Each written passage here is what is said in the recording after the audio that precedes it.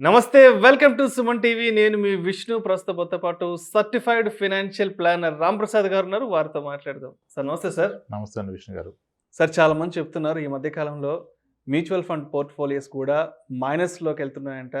మరీ ప్రత్యేకించి లాస్ట్ 3-4 మంత్స్లో 10% పైగా మ్యూచువల్ ఫండ్ ఇన్వెస్ట్మెంట్స్ పడిపోయాయంట.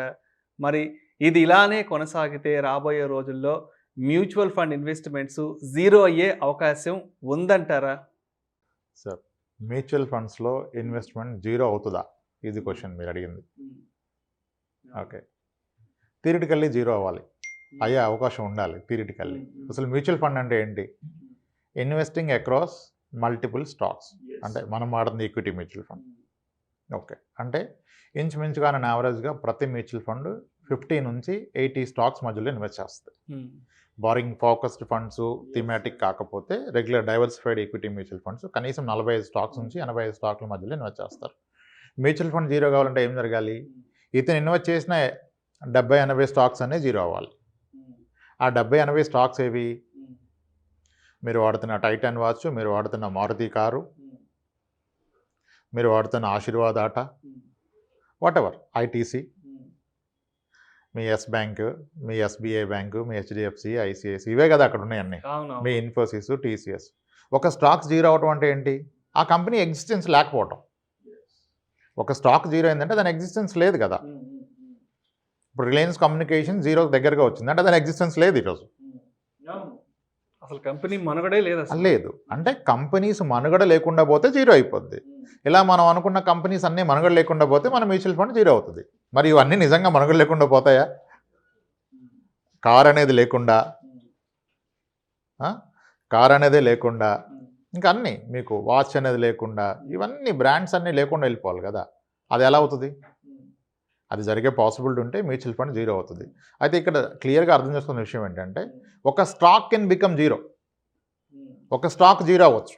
ఇప్పుడు డిహెచ్ఎఫ్ఎల్ జీరో అయింది, రిలయన్స్ కమ్యూనికేషన్ జీరోకి దగ్గరగా ఉంది. ఓకే, ఒక స్టాక్ 10 years లోకి వెళ్ళిపోవచ్చు. 10 years తర్వాత ఒకప్పుడు ఉన్న దానికన్నా లోకి వెళ్ళచ్చు. టాటా మోటార్స్ కూడా ఒకసారి వెళ్ళింది. కానీ ఒక మ్యూచువల్ ఫండ్ 10 years లోకి వెళ్ళదు. ఒక మ్యూచువల్ ఫండ్ జీరో అవ్వదు. ఎందుకంటే మ్యూచువల్ ఫండ్ అనేది కాంబినేషన్ ఆఫ్ 50-60 స్టాక్స్. ఇది ఒక స్టాక్ అయితే జీరో అవుద్ది. ఇప్పుడు మీరు ట్రై చేయండి, డిహెచ్ఎఫ్ఎల్ జీరో అయింది కదా, బై డిహెచ్ఎఫ్ఎల్ అని గూగుల్లో సెర్చ్ చేయండి. ఎంతోమంది రికమెండెడ్ చేశారు డిహెచ్ఎఫ్ఎల్ కొనుక్కోండి, మీ డబ్బులు రెట్టింపు అవుద్దని. రాకేష్ జుంజునవాలా గారు కొన్నారు, దాని మీద వీడియోలు చేశారు. మరి ఆయన గ్రేట్ ఇన్వెస్టర్, ఎంత అనాలిసిస్ ఉంది, ఆయన కొన్నాడు, అది జీరో అయిపోయింది. కానీ ఆయనకి ప్రాబ్లం లేదు. ప్రాబ్లం ఆయన పెట్టి 200 కోట్లు పోతే ఆయనకు ప్రాబ్లం కాదు. కానీ ఒక రిటైల్ ఇన్వెస్టర్ పెడితే దాంట్లో 2 లక్షలు పెడితే పెరుగుద్దని ఆశతో ప్రాబ్లం. సో ఒక స్టాక్ కెన్ బికమ్ జీరో. ఒక stock can go to 10 years లో, కానీ mutual fund cannot go to 10 years లో. ఎందుకంటే mutual fund is a combination of 40-50 stocks which is spread across different sectors, at least 13 sectors. Automobile అనుకోండి, software అనుకోండి, hospitals అనుకోండి, consumer goods అనుకోండి, auto accident, what ever it is, pharma, speciality chemicals, banking, non banking, ఇలా multiple సెక్టార్స్లో ఉంటుంది. కనుక ఇది zero అయ్యే chance ప్రాక్టికల్గా ఉండదు, థియరిటికల్గా ఉంటుంది. అయితే ఇంకోటి, సరే ఇట్లా కాదు సార్, ఈ మాట్లాడినందుకు డేటా చూద్దామంటే, ఇండియాలో మ్యూచువల్ ఫండ్స్ ఎప్పుడండి స్టార్ట్ అయింది? 1963లో యూటీఐ మ్యూచువల్ ఫండ్ స్టార్ట్ అయింది. 63లో United Trust of India, UTI is the government, RBI స్థాపించిన సంస్థ. అప్పుడు స్టార్ట్ అయింది మ్యూచువల్ ఫండ్ 1963లో. అప్పుడు ఎన్ఏవి కాన్సెప్ట్ లేదు, ఓన్లీ డివిడెండ్ కాన్సెప్టే. 1 year తర్వాత డిస్క్లోజ్ అయ్యేది, మీరు లాస్లో ఉన్నారా, మీ క్యాపిటల్ తగ్గిందా పెరిగిందని. అది అలా కాలక్రమంగా 1987 నాటికి పబ్లిక్ సెక్టర్ బ్యాంక్స్ కూడా మ్యూచువల్ ఫండ్ లైసెన్స్లు ఇచ్చారు. అప్పుడు మీకు state bank of India mutual fund, Canara mutual fund, BOB, PNB mutual funds వచ్చాయి. దాని తర్వాత కొంతకాలం గడిచాక అంత సక్రమంగా నడుస్తుందని చెప్పేసి అప్పుడు మీకు ప్రైవేట్ ప్లేయర్స్ని కూడా మ్యూచువల్ ఫండ్లోకి ఎలా చేశారు. దాంతో మనకి ఇంకా అన్నీ వచ్చాయి, Tata mutual fund, Motilal mutual fund అన్నీ వచ్చేసాయి. ఈ కాలక్రమంలో 1963 నుంచి ఈ రోజు వరకు జరిగిన కంప్లీట్ హిస్టరీ చూస్తే జీరో అయిన మ్యూచువల్ ఫండ్ లేదు, ఉండే అవకాశం కూడా లేదు. కానీ అదే మీరు స్టాక్స్లో జీరో అయినాయి. కోకోలలు ఒకప్పుడు టాప్ మోస్ట్ స్టాక్స్ జీరో అయిపోయినాయి. సో కాబట్టి మ్యూచువల్ ఫండ్ని మీరు పూర్తిగా నమ్ముకోవచ్చు, జీరో అయ్యే అవకాశం లేదు. గోల్డ్ జీరో అవుతుందా? గోల్డ్ ప్రైస్ జీరో అవుతుందా, బంగారం జీరో అవుతుందా వాల్యూ? అవదు కదా. అలానే మ్యూచువల్ ఫండ్ కూడా జీరో అవ్వదు. మ్యూచువల్ ఫండ్ జీరో అయ్యే పరిస్థితి వస్తే మీ బంగారం వాల్యూ జీరో అవుతుంది. దానికి దీనికి లింక్ ఏంటి అంటే, ఇప్పుడు నేను ఒక ఎగ్జాంపుల్ చెప్తాను. 2012 మే 17th రోజు కనుక మీరు చూసినట్లయితే gold price 3000 rupees 2012 per gram. మీరు గూగుల్ చేస్తే ఈరోజు అరౌండ్ 10 years బ్యాక్ 3000 రూపీస్.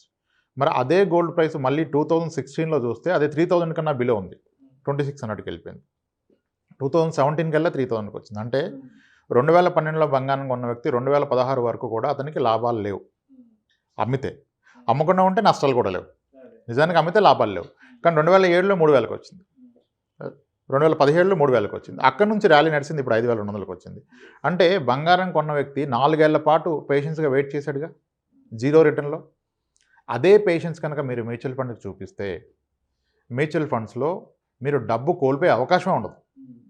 ఇక్కడ నేను ప్రాక్టికల్గా అబ్జర్వ్ చేసింది ఏంటంటే, చాలామంది 10 ఏళ్ల క్రితమే మ్యూచువల్ ఫండ్లో ఇన్వెస్ట్మెంట్ స్టార్ట్ చేశారు. అయినప్పటికీ ఈ రోజుకి వెల్త్ క్రియేట్ అవ్వాల. ఎందుకు అవ్వలేదంటే, ఎస్ మ్యూచువల్ ఫండ్ రిటర్న్ ఇచ్చింది కానీ ఇన్వెస్టర్ రిటర్న్ తీసుకోలేదు. ఇన్వెస్టర్ తీసుకోకపోవడం ఏంటండి మ్యూచువల్ ఫండ్ ఇస్తే అంటే, ఇప్పుడు ఒక వ్యక్తి ఎగ్జాంపుల్ అనుకోండి, మ్యూచువల్ ఫండ్లో నెలకు 10,000 పెడుతున్నాడు, 2007 నుంచి పెడుతున్నాడు, 2007 నుంచి 10,000 పెడుతున్నాడు. అదే వ్యక్తి ఆ రోజు సుకన్య సమృద్ధి లేదు, పీపీఎఫ్లో పెడుతున్నాడు, వాటెవర్ అదర్ స్కీమ్స్లో పెడుతున్నారు, ఇన్సూరెన్స్ పాలసీల్లో పెడుతున్నాడు, ఓకే, ఒక ప్లాట్ కొనుక్కున్నాడు, చిట్టీలో పెడుతున్నాడు, అన్నీ చేస్తున్నాడు. కానీ ఎప్పుడు ఇతనికి అత్యవసరం వచ్చినా లిక్విడిటీ అనేది ఒక్క మ్యూచువల్ ఫండ్లోనే అవైలబుల్ ఉంది కదా, ఇంకెక్కడా లేదు కదా. కాబట్టి ప్రతి అవసరానికి మ్యూచువల్ ఫండ్ డబ్బుల్లో తీసాడు. ఇతనికి అవసరం వచ్చినా, ఇతని ఫ్రెండ్కి అవసరం వచ్చినా, ఇతని సిబ్లింగ్స్ ఎవరికైనా అవసరం పడ్డా, ఆగు నేను చూస్తాను, మన దగ్గర ఉన్నాయి, అక్కడ వస్తాయని చెప్పి తీశారు. అంటే అతను ఎందుకు పెట్టాడో తెలియదు. ప్రతి అవసరానికి ఇక్కడ తీస్తే డబ్బు ఎలా పెరుగుతుంది? ఉంటే కదా. ఇప్పుడు మీరు నిపాన్ ఇండియా గ్రోత్ ఫండ్ 22% పెరిగిందని చెప్తున్నాం 27 yearsలో. మరి ఆ 22% తీసుకుంది ఎవరు? ఆ 25 years ఉన్నతను కదా. కానీ ఎవరున్నారు? సో లిక్విడిటీ ఎంత బెనిఫిటో అలాగే అది అంత డేంజరస్ కూడా. ఈ ఇన్వెస్టర్ కనుక ఆ పేషెన్స్, ఆబ్జెక్టివ్ అనేది తెలవకపోతే మ్యూచువల్ ఫండ్స్ రిటర్న్ అవ్వవు. మీకు విషయం తెలిస్తేనే రిటర్న్ ఇస్తాయి. మీరు ఎందుకు పెట్టారో తెలిస్తే రిటర్న్ ఇస్తాయి. జీరో అయ్యే అవకాశం అయితే ఏ విధంగానూ లేదు. థియరిటికల్లీ చెప్పొచ్చు, ఉంది కదా సార్, 50 కంపెనీలు జీరో అయిపోతాయి అంటే 50 కంపెనీలు జీరో అయిపోతే ప్రపంచం జీరో అయిపోతుంది. ప్రపంచం జీరో అయిపోద్ది, ప్రపంచం జీరో అవ్వదు. సో 1-2 స్టాకులు జీరో అవుతాయి, ఖచ్చితంగా అవుతాయి స్టాక్స్. అందుకనే మరీ ఇంత గట్టిగా మనం చెప్పేది ఏంటంటే, ఒక స్టాక్ను మీరు నమ్ముకోవద్దు. ఇప్పుడు మీరు నమ్మిన కొన్ని క్లోజ్ అయిపోయిన స్టాక్స్ని ఒక్కసారి గూగుల్లో సెర్చ్ చేయండి, ఎంతమంది బై రికమెండేషన్ ఇచ్చారు. ఇప్పుడు అవి మానుకుని వేరే స్టాకులు రికమెండేషన్ ఇస్తున్నారు. మరి ఆ రోజు ఇచ్చిన దాని గురించి ఎక్స్ప్లెనేషన్ ఎక్కడిది మనకి? సో రాకేష్ జుంజునవాలా గారు పెట్టాకే డిహెచ్ఎఫ్ఎల్ జీరో అయిపోయింది. ఆయన ఇన్వెస్ట్ చేసిన ప్రాబ్లీ 6 monthsలో. మరి ఆయన ఫాలో అయ్యే వాళ్ళు చాలామంది పెట్టుంటారుగా. సో కాబట్టి స్టాక్స్ జీరో అవుతాయి, మ్యూచువల్ ఫండ్ జీరో అవ్వవు. ప్రాక్టికల్లీ అవ్వవు, థియరిటికల్లీ అవుతుంది. ఆన్సర్ థియరిటికల్లీ జీరో అవుతుంది, ప్రాక్టికల్గా అయ్యే అవకాశం లేదు. అండ్ 1963 నుంచి మనకి హిస్టరీ ఉంది. ఇంత హిస్టరీలో కాంది ఇప్పుడు కొత్తగా జీరో అవుతుందా? అవుతుంది. సో మ్యూచువల్ ఫండ్ జీరో అయ్యే అవకాశం లేదు. Right. Thank you sir. Thank you so much Ramprasad garu. Mutual funds investments zero అవుతాయా కావా అనే అంశం గురించి ప్రేక్షకులకు మీ విశ్లేషణ ద్వారా చాలా చక్కగా వివరించారు. Thank you so much sir. Right sir, thanks sir. ఇలాంటి మరిన్ని interesting videos and valuable information కోసం వెంటనే మా ఛానల్ను సబ్స్క్రైబ్ చేయండి, లైక్ చేయండి, షేర్ చేయండి. అదేవిధంగా మీ అభిప్రాయాలను వీడియోస్ కింద కామెంట్స్ రూపంలో మాకు తెలియజేయండి. This is Vishnu signing off.